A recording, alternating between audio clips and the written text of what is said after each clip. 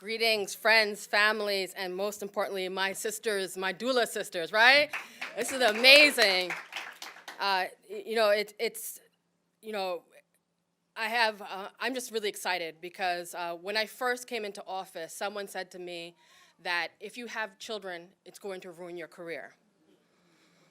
And I want this day to show that mothers can do it all because they have a village behind them, right? That when we have a woman governor, like Governor Hochul, we can get advances in our society. When we have great senators like Senator Brouk, a champion here who literally kept this beat drumming.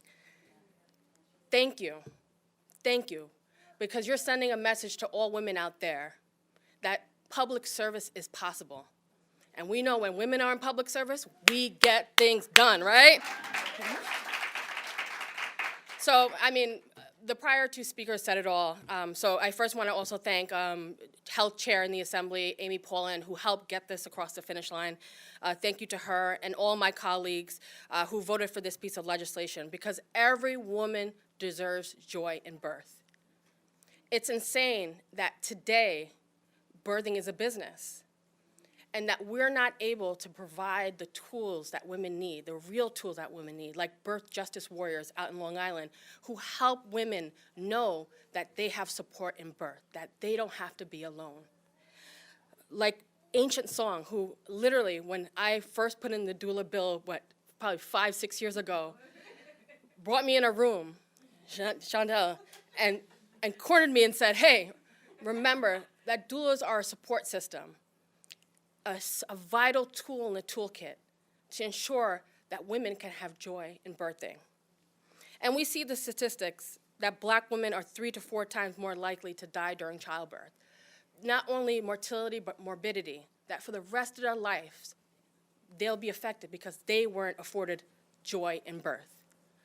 But not here today. Today we are here to celebrate this wonderful piece of legislation, because communication is the key, as all the doulas here know. Communication is such a vital component to birthing.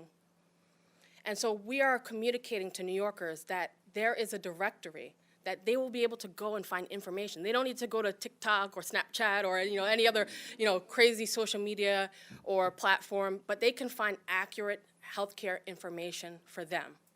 And that's exciting. Because we all have our stories, our experience in birthing. And for me, I've had 3 kids, and I've myself have interacted with the medical system. And I see why it's so important that we need to expand doula coverage here in New York State. And not just regular doula coverage, but we need to make sure there's access to birth doulas, abortion doulas, doulas that deal with postpartum. We need to expand the gauntlet, because there are so many doulas that are here to help. And we also need to make sure we're building the pipeline so that women know that they can become doulas. They could do it on the side, like a side gig, or they can even do it themselves as a full-time profession.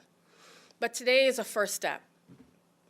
Today is a first step in us saying to all New York women that we are here for you in New York State, that you can have that joy in birth, that you have a village behind you.